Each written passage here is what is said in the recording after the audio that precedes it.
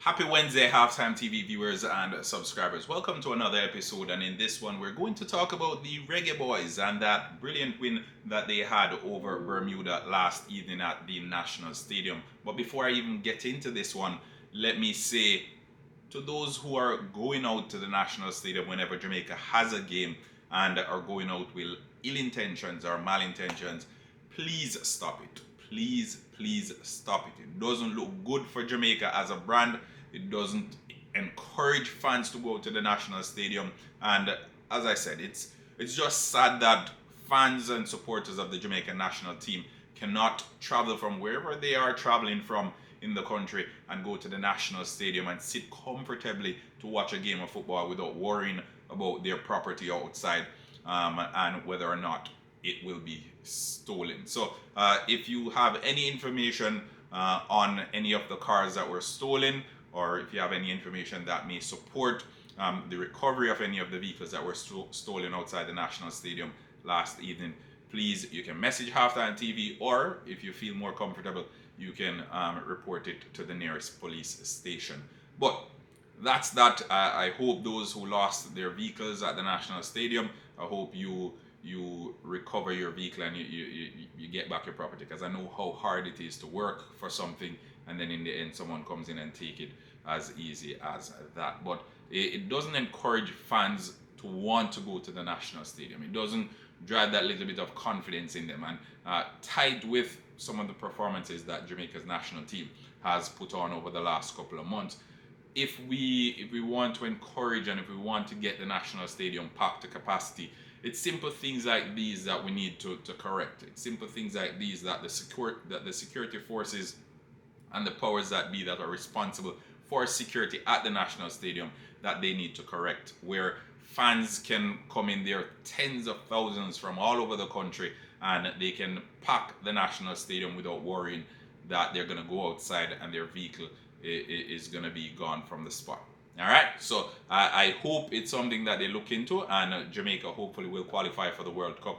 But I really would love to see the National Stadium packed to capacity again. And speaking about capacity, last evening I think it was maybe 25% capacity at the National Stadium. But Jamaica versus Bermuda, it was one of those games that we expected Jamaica to win. If you're a fan of the Jamaican national team and if you've been watching the Jamaican national team as well as Bermuda, you would have known that Jamaica was expected to score 3 goals minimum in this game. In the end, they stepped away with a 4-goal win, and this was the same result when Jamaica played the return fixture over there in Bermuda a couple of weeks ago. Shamar Nicholson again getting on the score sheet, but the first half, I think Casey Palmer was good. As far as player ratings go, we're going to go through that, but before we even get to it, I'm going to just provide a general overview of what transpired in this particular game. Jamaica started strongly, and for the entirety of the game, Jamaica was in control. Bermuda didn't really lay a glove on the Jamaican national team. Andre Blake, up until, I want to say, late second half, his jersey looked as if it didn't even need to be washed, and for a huge portion of the game, the kit man was loving Andre Blake because it meant no work for him really in that regard. But in general, I think the Jamaican national team, they gave a good showing. The fans who went out to the National Stadium, and for those of us who were watching from home, we got a good showing. For the football purists, they'll say it was a one-sided game, and for the Bermuda team supporters, they would have been disappointed. But again, you know how they always say there are 3 sides to everything, and in this one, it's no different. If you're just a neutral watching football, you would not probably enjoy this game, because it was all Jamaica from the first to the 94th minute, all Jamaica straight through. As I said, Andre Blake didn't make a save. Didn't make a real save. He didn't really mess up his jersey for the entirety of the game. The save that he made in the second half, he went down because he wanted to, but it wasn't something that he had to overextend or to do anything of that sort. So overall, it was all Jamaica. Steve McLaren would have been satisfied with the showing and with the response from the Jamaican national team on the back of that defeat to Curacao. Speaking of Curacao, the other game of the evening was Trinidad and Tobago versus Curacao, and that game ended 1-1. That meant this was the perfect opportunity for Jamaica to leapfrog Curacao back into the driver's seat, and that's exactly what they did. Now, at the end of the evening, Jamaica on 9 points after 4 games, 3 wins and 1 loss. Curacao on 8 points, 2 wins and 2 draws, and that's how it's looking right now in this incredible group. Really, I know at the beginning of the group we were thinking, hey, it will be Trinidad and Tobago versus Jamaica for those top spots. A little bit different right now because it's still all to play for in the final match day that we will be looking to in just a couple weeks time right now, because in November Jamaica will be looking to secure their spot as top of the group. They'll be playing Curacao. They'll also be playing Trinidad and Tobago. Curacao at the National Stadium, Trinidad and Tobago down there in Trinidad. So still all to play for all the teams involved. And I know Jamaica will be looking to secure that automatic qualifying spot and to ensure that World Cup number 2 is under their belt. But as far as player ratings, now we're going to get over to it. Who were the standout players? Who were the showstoppers on the evening? As far as Jamaica's defenders go, I won't even give them any rating. They didn't have anything to do. Ethan Pinnock, Richard King, they were comfortable all the evening. A couple of instances, Ethan Pinnock had to do some mopping up. He was playing kind of like, back in the day they used to have last man, yeah. So for huge portions, he was playing in that last man role where he was mopping up after the rest of the team in that bit deeper position. Andre Blake, I spoke about him a little bit earlier, didn't have anything to do. Isaac Hayden, good to see him back in the team. He was a glue holding most of the Jamaican plays together. He kept them ticking, and he gave that little bit of protection. Not that it was needed, but again, probably it's because he was so risk averse and he prevented it from even happening. That's why we didn't really see him having to do much on the evening. As far as the other 2 midfielders go, Bobby D. Cordova-Reid and Casey Palmer. Bobby Reid was good the previous game. He wasn't too great, and there were fans questioning his inclusion and saying, why is Bobby Reid still in the squad? I think him getting on the score sheet last night and coming very close on a couple of occasions as well would have justified that. From an overall midfield play, I think the trio of Bobby Reid, Casey Palmer and Isaac Hayden, they worked well on the day. And again, still imploring the fans, take it with a grain of salt, because this is Bermuda. A Bermuda team that hasn't won any of their games so far in these World Cup qualifiers, and that all the other teams in the group have beaten, right? So take it with a grain of salt, as I said.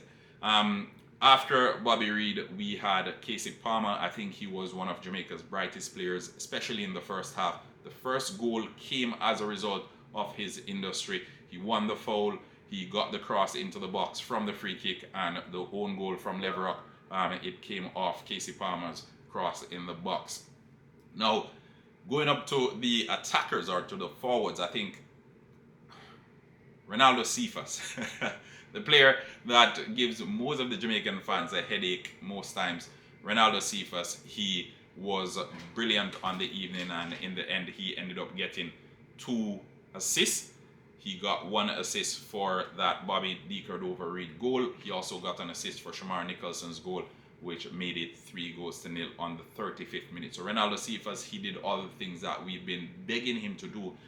Quite frankly, it appears that the coach had a conversation with him about it, because he basically was building on that second half that Jamaica had against Curacao, where we saw him come out in the second half and he was taking on players. The only difference this time around is he was also getting the ball in the box, in that 6-yard box, putting the defenders in dangerous positions and putting the defenders in spots where they had to make decisions. And last evening, on 2 occasions, the crosses into the box, they benefited Jamaica, because Bobby D. Cordova-Reid got on the first one in the 26th minute, and in the 35th minute, Shamar Nicholson got on the second one. Shamar Nicholson was good as well. He got on the score sheet. He scored against Bermuda in the first leg, and he was back here scoring against them again. And I know we spoke about it a couple of months ago, and I'll say it again, Shamar Nicholson needs to be in any squad that Jamaica is putting together, because regardless of what you want to say about Shamar Nicholson, he scores when he puts on the black, green, and gold of Jamaica. So he needs to be included, regardless of who the strikers are that we're bringing in. Shamar Nicholson needs to be a part of that batch. I won't go too much in it because I think the performance spoke for itself. Kaheem Dixon coming in on that right hand side. In the previous game, it was Tyrese Campbell who started there. Kaheem Dixon coming in, he was great as well. Didn't score, but I think his overall play was good. Good build-up play. He was constantly getting in dangerous positions, got a couple of shots off, probably should have gotten onto the score sheet as well. Had one ricochet off the crossbar, but Kaheem Dixon, overall, I think it was a good game for him. And as far as numbers go, I'm going to go through it now, because I think before the substitutes, Casey Palmer and Ronaldo Cephas were Jamaica's best players. I'll give both of them, probably give Ronaldo Cephas the edge and say a 9 for Cephas, 8.5 for Casey Palmer, and for Kaheem Dixon, I'll give him an 8, primarily because of chances he missed. Bobby Deaker-Dover-Reid didn't have much to do, but he got on the score sheet. For that, we'll give him an 8. Isaac Hayden, the same, an 8. Defenders, again, didn't have anything to do on the evening. We'll give them 7 straight across the board, from the defenders straight to the goalkeeper. 7 all around there. But again, Casey Palmer and Ronaldo Cephas from the first half, I think those were Jamaica's best players. Casey Palmer, I'm giving him 8.5, and Ronaldo Cephas 9. Now over to the second half, and for those who weren't watching or weren't paying attention to the game, the coach made roughly, I want to say 6 changes from the game against Curacao. So we had Greg Lay coming in, we had Casey Palmer coming in, Isaac Hayden coming in as well, Shamar Nicholson coming in, and Kaheem Dixon. So 5 changes from the game against Curacao, and in the first half it basically paid off because Jamaica was leading 3-0. Now over to the second half. On the 60th minute, we saw the introduction of Dujon Richards, and of all the substitutes that were introduced in the second half, Richards was the highest rated player in my opinion, and I'm gonna give Richards a 9 out of 10 as well. So he, in my opinion, is tied with Ronaldo Cephas for man of the match. He had a brilliant display over 30 minutes, and some people are saying, hey, but it's not a cameo. He got a third of the game. You can call it whatever you want, but Whisper Richards, 9 out of 10. That's my rating for him. He had 3 shots, had a goal, successful dribbles, you name it. He also had the fans in the palm of his hands as he sent them in a frenzy every time he was on the ball. And in the end, he topped it off with a goal to ensure that Jamaica stepped away 4-0 victors over a Bermuda team that continues to struggle for a point, not 3 points, but a point in their World Cup qualifying campaign so far. But those are my player ratings. I won't rate the other players that came on. We had Tyrese Campbell, looked okay. The rest, John Russell, again, spot may possibly have been taken. Who knows? We'll see what the next game has in store. We'll see if the coach decides to switch it around once more to get Jonathan Russell back in and to remove Casey Palmer. But from this game, Casey Palmer, he was all over he was everywhere on the pitch. He was contributing defensively, he was contributing in the attacking phases, and he ensured that Team Jamaica was ticking throughout the entirety of that first half in particular. So still no Damian Lowe. He wasn't included in this squad, and I know there will be fans who will be sharing their thoughts and their concerns about that. But yeah, I think we'll leave it at that. Who else should we give a rating?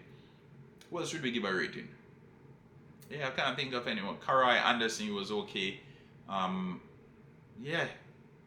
So out of the substitutes, Dujon Richards, he was the standout player out of all the substitutes, and also having only been given 28-30 minutes thereabout, he still got an equal ranking with, in my opinion, with the player who had the pair of assists, which is Ronaldo Cephas. So we're gonna give him 9 for Richards, 9 for Cephas. Oh, and we have Shamar Nicholson as well. Should have gotten on the score sheet a couple of occasions. We're still gonna give him an 8.5. He was working very hard throughout most of the game, gave the defenders a lot of work to do, and I think he deserves an 8.5 for that. But let's turn it over to you, the Halftime TV viewers and subscribers. Let's hear what are your player ratings. Who was Jamaica's best player on the evening? Let's have that discussion below. And remember, if you haven't done so as yet, go ahead, smash the like button and subscribe to Halftime TV. Have a wonderful day. Until next time.